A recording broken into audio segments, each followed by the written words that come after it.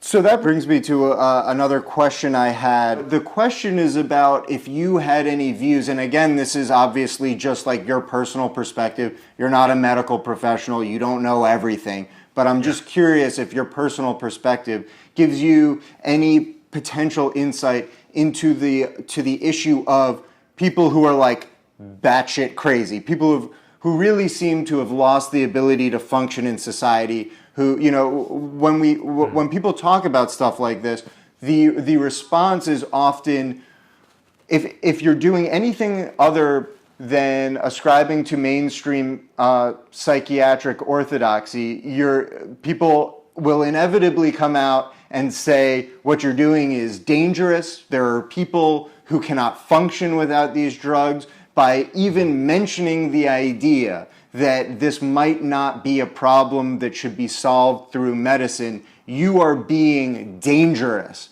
So do you have any perspective on what causes people to really go far? Like, you know, when you see people shouting on the street who haven't bathed in months, who seem incapable of functioning, what do you think about that, or do you think anything about it?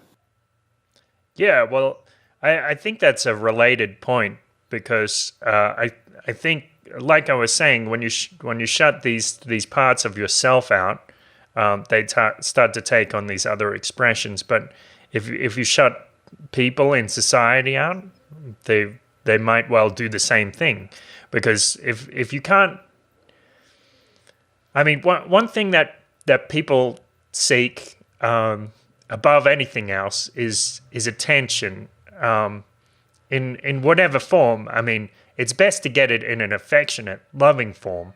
But if you can't get that, at least if you can get some kind of reaction, just someone acknowledging that you exist, that's what people need. And if they can't go through, no ordinary channels like through their friends, that it starts to come out in other ways, up to the point where they're screaming at people on the street, just to try to get people to notice them. So that's one possible explanation. And leading on to another point, if you don't have someone to support you during a difficult time and lead you gently back to a path that's a little closer to normality, as my friends and my family did for me, then you get lost. And that's what I assume happens. But every situation is unique, so I can't say exactly. But those are a couple of ideas. Yeah, I think that's really interesting, because I tried to set you up in as unbiased a way as I could, but more or less, I 100% agree with that. I think that that's what science is showing us. Again, to go back to that talk of the woman who hears voices, that's kind of along the lines of what she said, which is that, first of all, the worst years of her life, the worst her disease got was when she was treated for it.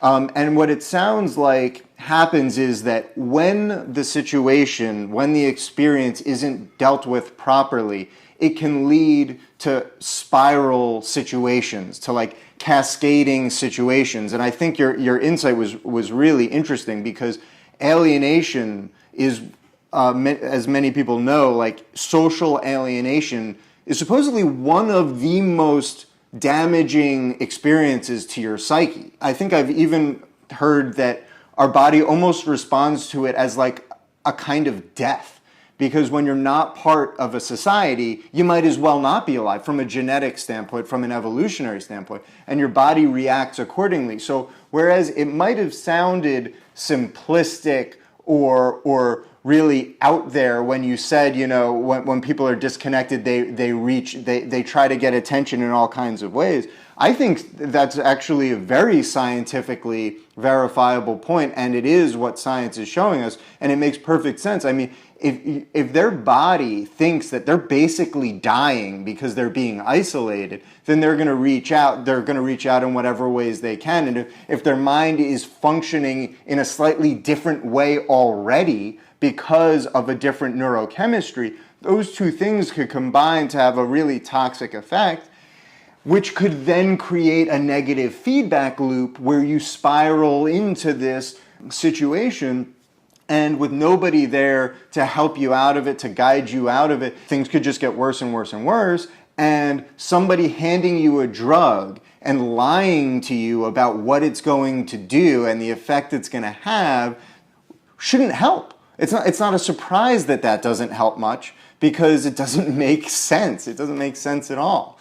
So, Yes. I mean, I completely agree with that. And it's interesting to see that as somebody who had a personal experience with that, that's how you came, that's the conclusion that you kind of came to. Another point I should mention is, of course, I've spoken rather unfavorably of the psychiatric and psychological profession here, but an important point is I do think that psychotherapy can be very helpful, because in my case, the psychologist asked me these probing questions about what I believed and what I thought, and being able to speak freely, more or less without judgment, enabled me to say all of my ideas, and examine them thoroughly until the point I realized that a lot of them were just delusions, and there was no evidence to back them up. That reminds me of a really, I thought, key point that you made in your article about therapy being about having somebody who helps you gain self-knowledge, right? It's about exploring yourself, right? Yes, sometimes even professionals will try to force their agenda on you, or they'll let you live comfortably within your comfort zone, which doesn't really help you and actually boxes you in further. But if you have this freedom from judgment and this incisive questioning, then it leads you to self-knowledge. That brings me to the last point I wanted to cover, which is the question of logic and mental health. And I wanted to tell you a little bit about my personal experience with that first, and then hear what you have to say, which is that when I was a teenager, I was horribly depressed, as I'm sure many teenagers are. And I tried everything. I've tried therapy. I've even tried, in later years when I went into law school, I tried antidepressants. Everybody wants to prescribe me antidepressants. Even now that I don't have depressive episodes, when I tell them that I just wake up tired, doctors will be like, "Do you want an antidepressant?" Like, wow. My last doctor, I told her I woke up tired. She said, "Well, you're probably depressed. Would you like me to prescribe you an antidepressant?" And I said, "No, I'd rather you didn't. Is there another option we could explore?" And she said, "Well, studies do find that exercising outside is probably even better." Why did you mention that first? I went, Holy yeah. shit. That's scary. You could just... That's how it is in the US. You just walk in and tell them you're tired, and they give you a pill. That seemed ridiculous. I hope it's that most doctors aren't that ridiculous. Mind you, she also told me that my test results came back and I had a vitamin D deficiency. And I asked her, "Well, could that be related to my tiredness?" And she went, "No, you're probably depressed." And then I just Googled it. As I left the office, I just Googled vitamin D deficiency and tiredness. And it was one of the first symptoms of vitamin D deficiency. And I'm just like, oh my God. But anyway, when I was a teenager, I got so fed up with everything that everybody else was saying about being depressed that I remember I was sitting on my bed one day and I just said, "Fuck it, I'm going to solve this myself. I'm going to use my brain to figure out what's going on and fix it. And it didn't change things right away, but that was the beginning of when things started to turn around for me. And aside from a couple of episodes in college and in law school, after law school, 0 depressive episodes. I mean, my depressive episodes weren't a big deal. It was just I was bummed and had no energy and didn't want to do anything and didn't want to do work.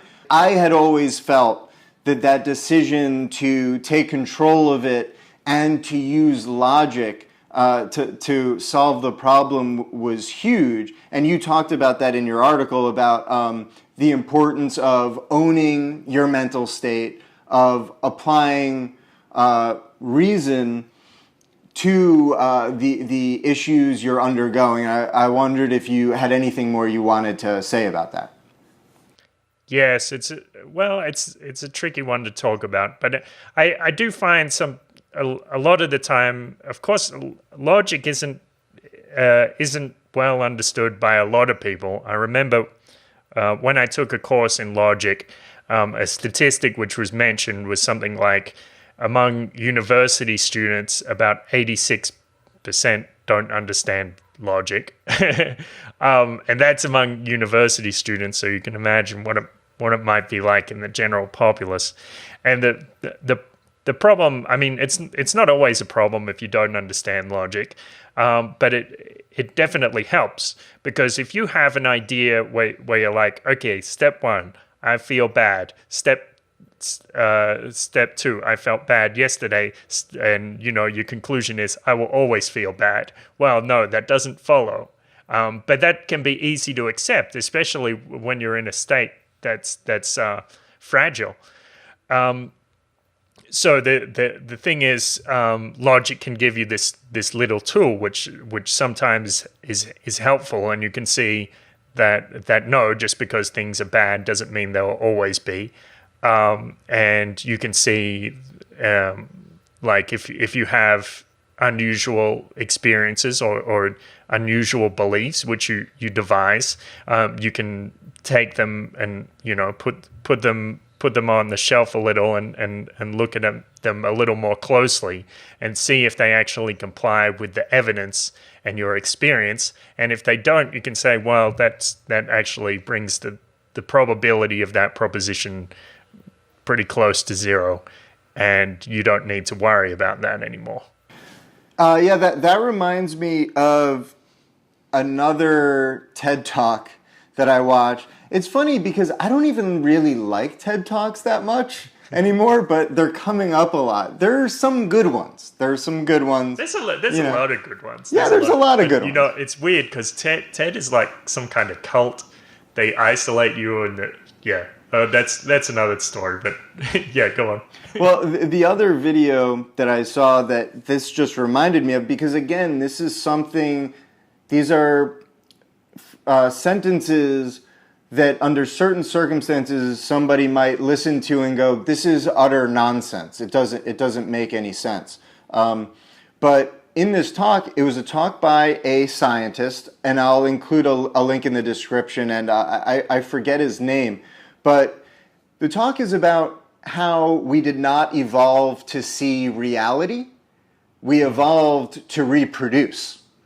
And it is scientifically verified that we do not sense reality. We do not use our sensory apparatus, our eyes, our ears, to view reality as it is.